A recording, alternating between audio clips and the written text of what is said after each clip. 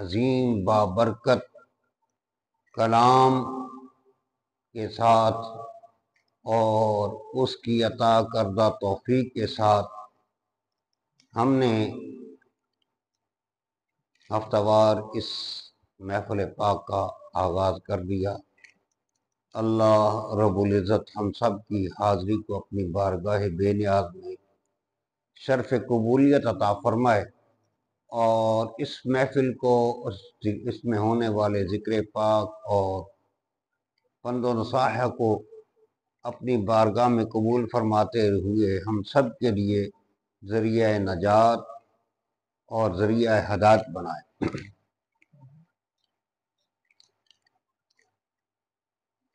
حضرات محترم،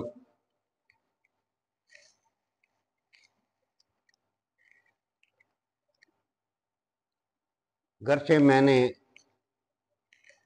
قرآن حکیم کی جو آیات کریمہ پڑھی ہیں، برکت کے لیے پڑھی ہیں، آج ان پر گفتگو نہیں بلکہ اصل گفتگو کچھ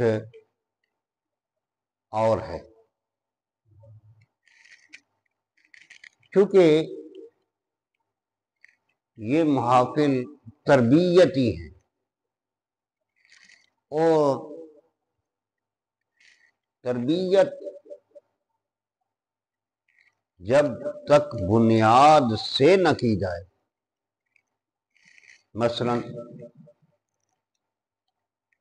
عقائد کی تربیت، ہمیں اپنے عقیدے کا پتہ ہونا چاہیے،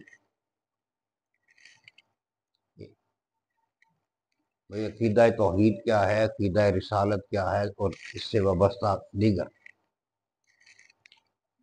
یہ ایمان کی پہلی چیزیں۔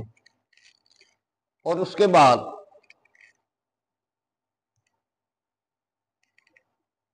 سب سے دین کا پہلا عمدہ اعلیٰ رکن یعنی نماز۔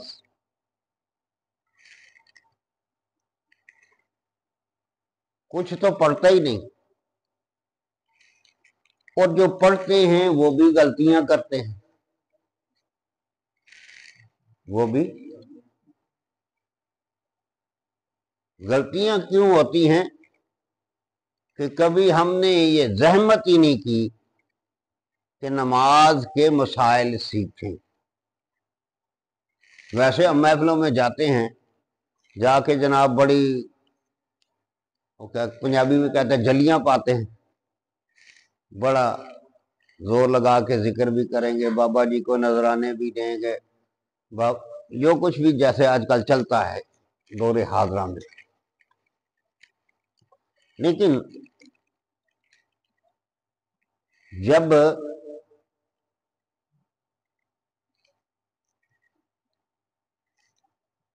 دین میں یعنی یوں سمجھے، چلو آسانی سے سمجھے، یہ ہم محفل میں آئے ہیں نا، یہ آنا فرض نہیں ہے، یہ آنا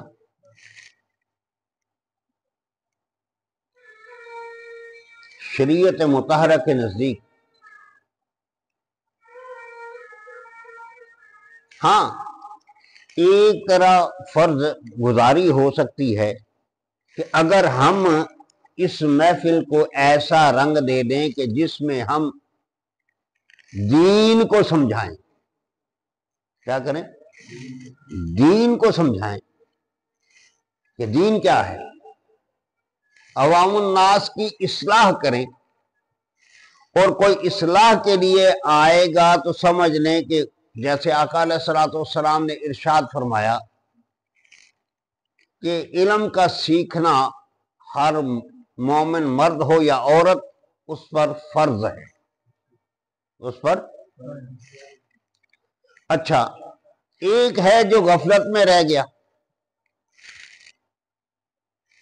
وہ بھی اچھا نہیں، اور ایک سرے سے ہی انکاری ہو جائے، جیسے آج کل ہم نے علماء کرام کی اور اہل علم کی صحبت اور سنگت ہی چھوڑ دی۔ کوئی کہے گا نہیں جی یہ تو لڑائیاں ہی پوانیاں، انہوں نے کوئی جا کے لبنا کی، ایسے ہیں نا. کوئی یہ کہے گا جی وہ جائیں گے تو چندہ دینا پڑے گا، کوئی یہ کہے گا جی مجھے کام اپنے بڑے ہیں، انہوں نے تو ہر روز کا ہی بھائی وتیرہ ہر اتوار کو ہم بچوں کو وقت دیں یا محفلوں میں جائیں. مختلف قسم کے سوالات. یعنی یہ آج کل تقریباً ہر طرف ہی حال ہے. لیکن جو جان بوجھ کر نہیں سیکھتا وہ گناہ گار ہے. جو جان بوجھ کر نہیں سیکھتا یا جستجو نہیں کرتا وہ گناہ گار ہے. لہذا اس طرح آنا اور زیادہ بہتر ہے کہ اگر وہ ہم سیکھنے کے لیے آئے. اور جو ذکر اذکار ہے وہ ایک سمجھ لیں کہ اضافی چیز جس سے آپ کی روحانیت کو بھی مزید بوسٹ کیا جائے. لیکن جب بنیاد ہی نہ ہو،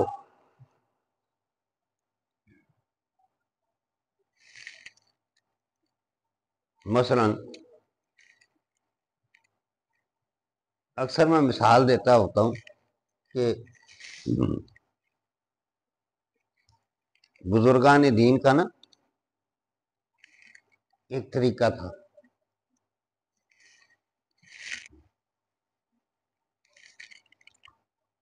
ویسے بھی ایک مقولہ ہے کہ غرض مند دیوانہ ہوتا ہے. غرض مند، اچھا پھر وہ اپنی اس غرض کو پورا کرنے کے لیے کچھ بھی کر سکتا ہے. ایک انسانی. اچھا جب کوئی اللہ والوں کے پاس آتا تھا غرض مند، تو بجائے اس کے کہ آج کل میرے جیسے بابے ویسے ہی 4 لائنیں ماری، کتنوں کو ہم کہتے ہوں گے کہ نماز پڑھو اللہ کریم خیر کرے گا. یہ بھی تو ایک لمحہ فکری ہے.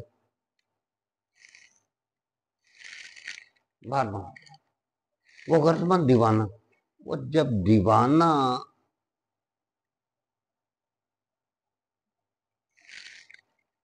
وہ اپنی غرض لے کے آتا ہے، جب اللہ والوں کے پاس آئے ویسے ایک نظر تصرف فرمائی اور ساتھ ہی کسی کو کہہ دیا اللہ بلیہ کلمہ شریف پڑھی جا اللہ کریم خیر کر دے گا.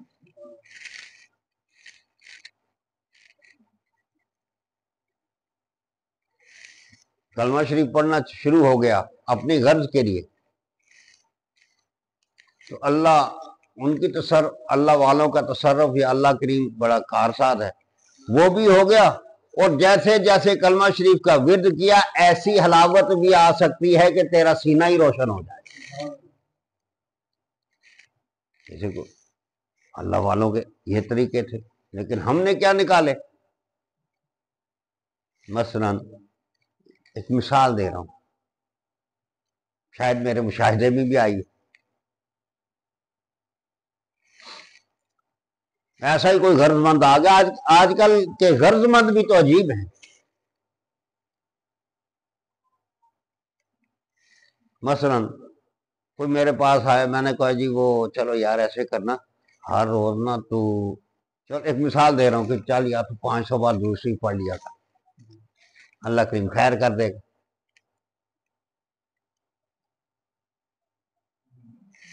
جب میں کہہ دوں کہ یہ مثال دے رہا ہوں نا کہ یار 100 بار سورہ فاتحہ شریف پڑھ لیا تھا اللہ کریم خیر کر دے گا.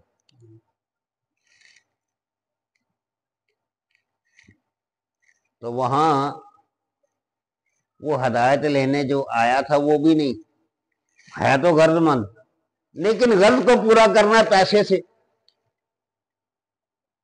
بابا جی ٹائم نہیں لگتا، میں نے آندھی بھی نہیں وہ یہ وہ، اچھا ہم پیسے دے دیں گے کسی سے پڑھوا دیں. وہ بھائی بھوک تجھے لگی ہو، بھوک تجھے لگی ہو، کہوں کھانا کھا لے، کہیں نہیں بابا جی یہ پیسے بھی لے لو، کھانا کسی کو کھلا دو یا دوائی کسی کو کھلا دو، بیمار ہو تو کہوں کہ دوائی کھا۔ بہرحال آج کل ایسا ہے۔ آج اصل چیز جو میں موضوع کی طرف آنا چاہ رہا تھا، یہ تمہیدی طور پہ آگے چلے گئے ہم نماز میں کچھ ایسی غلطیاں کرتے ہیں،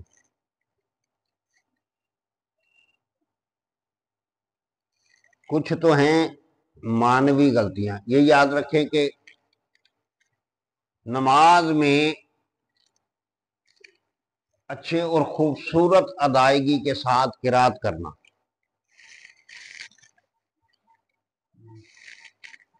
یا عربی زبان میں اس طرح پڑھنا کہ کم از کم وہ معنی اور مفہوم اپنی جگہ پہ رہے۔ اگر معنی بدل گئے تو نماز ہی ٹوٹ جائے گی، ہوئے گی نہیں۔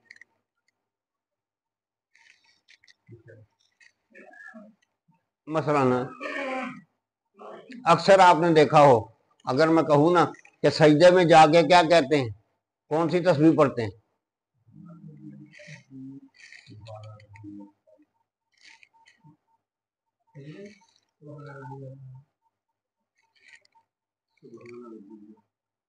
اچھا ہم کیسے پڑھتے ہیں؟ یا لالا یا لالا،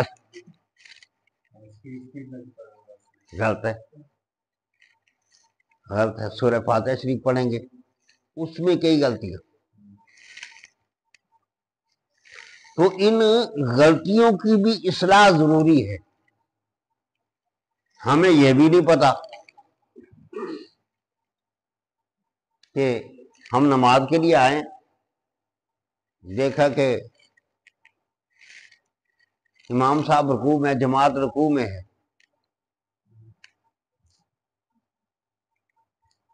تو ہم نے بھی سیدھے ہی رکوع میں چلیں گے، ہم بھی سیدھے ہی، جبکہ نماز کے فرائض میں سے ایک فرض قیام بھی ہے۔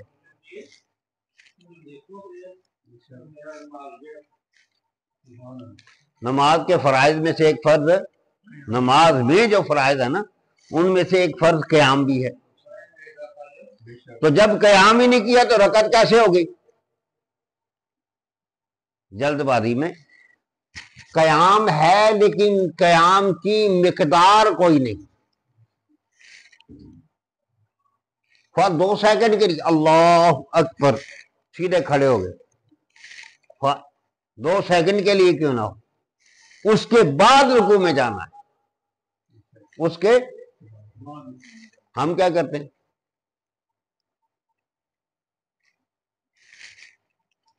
ہے نا ہے تو چھوٹی سی غلطی۔ اچھا ویسے بھی حدیث پاک ہے کہ جیسے تم جماعت کو پاؤ نا ویسے کرو۔ اگر امام صاحب سجدے میں گئے ہوئے ہیں تو ہم وہیں کھڑے دیکھیں گے کہ کب 2 سجدے کریں اور پھر ہم نماز کی نیت کریں، جبکہ چاہیے یہ ہے کہ اسی وقت تکبیر تحریمہ کہو اور سیدھے سجدے میں وہ رکعت تمہاری نہیں ہوگی لیکن سجدے کا ثواب کتنا مل گیا۔ اور تم اگر سجدے کی ہی لذت کو سمجھ جاؤ، سجدے کے فلسفے کو سمجھ جاؤ، تمہارا کبھی سجدہ سراپا عاجزی کا نام سجدہ ہے۔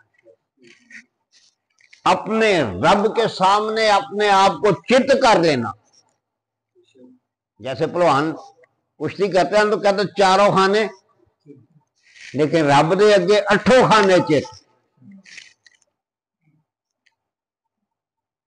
سجدے کے کتنے رکن ہیں جو اعضاء لگتے ہیں زمین پہ؟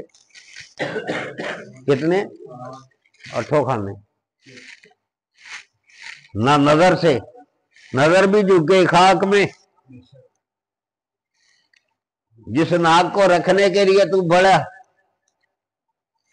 وہ بھی خاک آلود.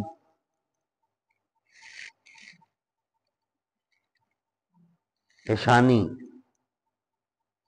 خاک آلود.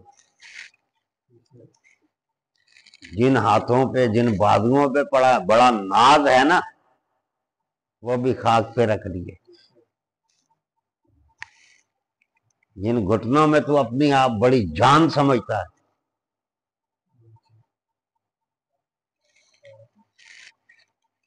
وہ بھی.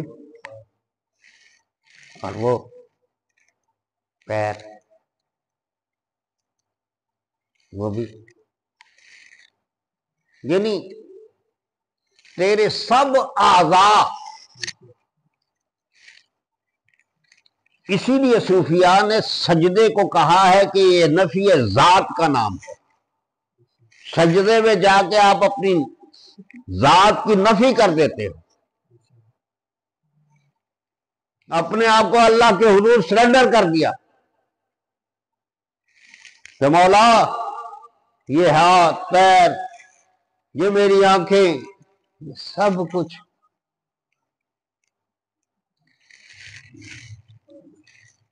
اب تو، میں نہیں، تو.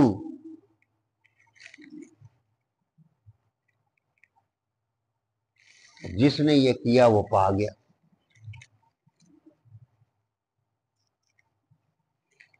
سجدے کی لذت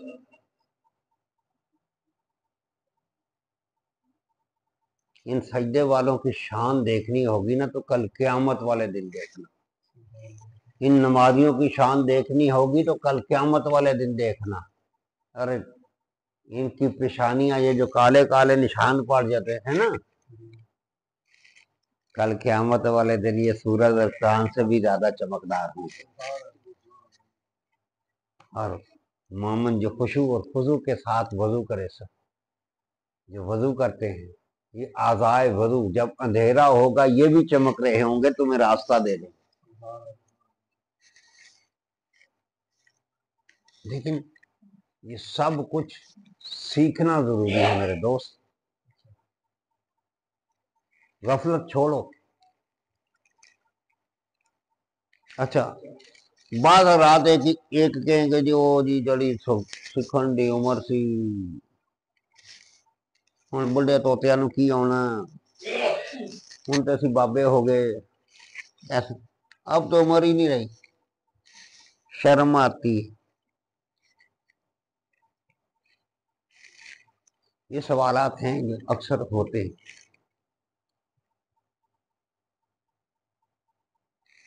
لیکن کبھی غور کیا ہے کہ شیخ سعدی جیسا 40 سال کے بعد علم حاصل کرنا شروع کرے اور کہاں سے کہاں آج تک شادی کی کتابیں پڑھائی جائیں، شادی کی حکایات،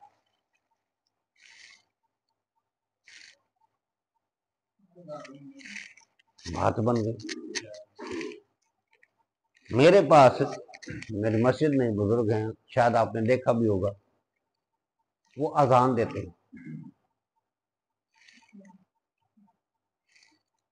انسان 60 سال کی عمر میں ریٹائر کر دیا جاتا ہے، اور میرا خیال ہے انہیں ریٹائرڈ ہوئے بھی میرا جہاں تک خیال ہے 70-72 سال کی عمر میں. کب؟ اس سے زیادہ ہو سکتی ہے، کم نہیں. ان بزرگوں نے قرآن پاک پڑھنا شروع کیا اور پورا قرآن پاک پڑھ گئے. اس کا مطلب یہ ہے ہمت کرے انسان تو کیا کچھ ہو نہیں سکتا. سب کچھ ہو سکتا ہے، جذبہ صادق ہو. ہم نے کئی ایسی مائیں دیکھی بوڑھی ہو گئی، اور بعض تو میرے مشاہدے میں ایسا ہے کسی زمانے میں پی ٹی وی پہ وہ اقرا کے نام سے نا ایک پروگرام آتا تھا جس میں قرآن حکیم پڑھاتے تھے. تو اللہ کا پاک انہیں غریق رحمت کرے، وہ ماں جی وہ وہاں اس سے پڑھتے پڑھتے پورا قرآن حکیم پڑھ گئی. مثال دے رہا ہوں. آج تو پھر کافی سارے علماء کرام نے، لیکن ہوں علماء کے روپ میں جوہلا نہ ہوں. نیٹ پہ بڑا کچھ ہے، نیٹ پہ بڑا کچھ ہے، بڑے بڑے جید علماء کرام ہیں. وہ میرا خیال ہے وہ جیسے مفتی اجمل قادری صاحب ہیں، ایک وہ ٹی وی پہ آتے ہیں، مجھے نام نہیں آتا، ماشاءاللہ بڑے فاضل بزرگ ہیں کہ اچھے جوابات فقہی مسائل کے. وہ کم از کم ہم ٹک ٹاکیں جو دیکھتے ہو یا ادھر ادھر کے چیزیں جو دیکھتے رہتے ہو، اگر اس میں بھی 10 منٹ 20 منٹ دے دو اور ذہن نشین کرتے جاؤ تو کتنا علم بن جائے گا. اگر ایک چیز کو مثبت استعمال کرو تو. ویسے تو ہم ساری رات ہی لگے رہتے ہیں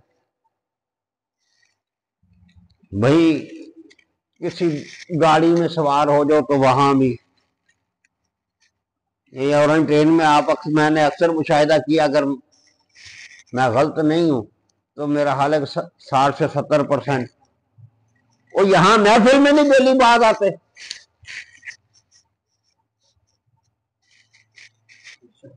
محفلوں میں نہیں باز آتے. محفلوں میں آج کل ہم سننے کے لیے آتے ہیں واہ جی واہ آجیا، ہاتھ چک لو، ہاتھ بٹھا دو، بس اتنا ہی.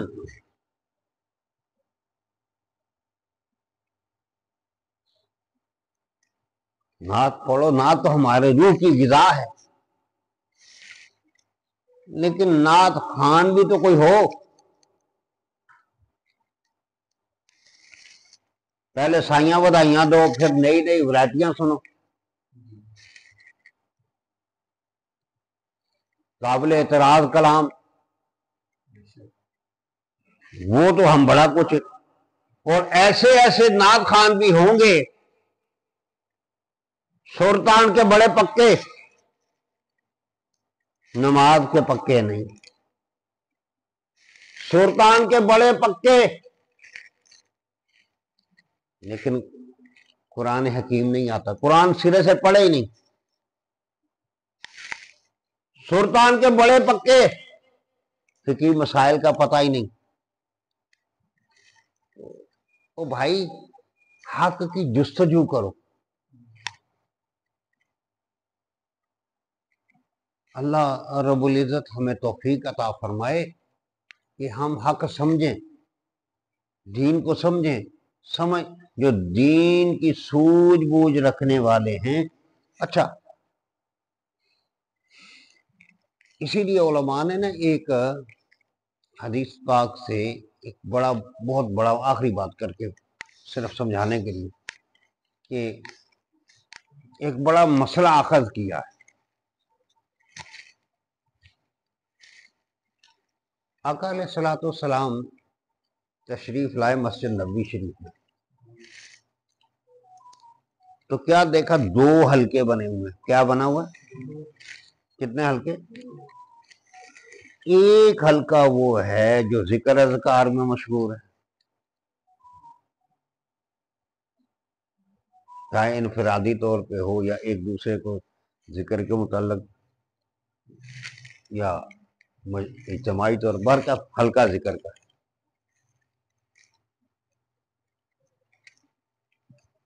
دوسرے وہ لوگ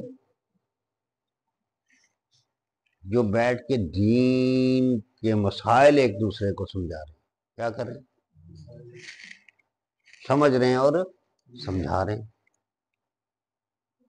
یا قرآن سیکھ رہے ہیں یا سکھا رہے ہیں، یا آقا علیہ الصلوۃ والسلام سے جو اعمال دیکھے ہیں وہ تو.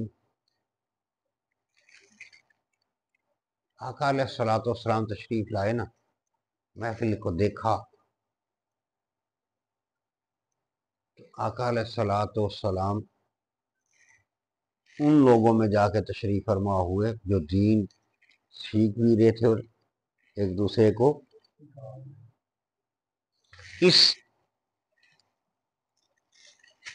حدیث پاک اور آقا علیہ الصلوۃ والسلام کے اس عمل سے علماء نے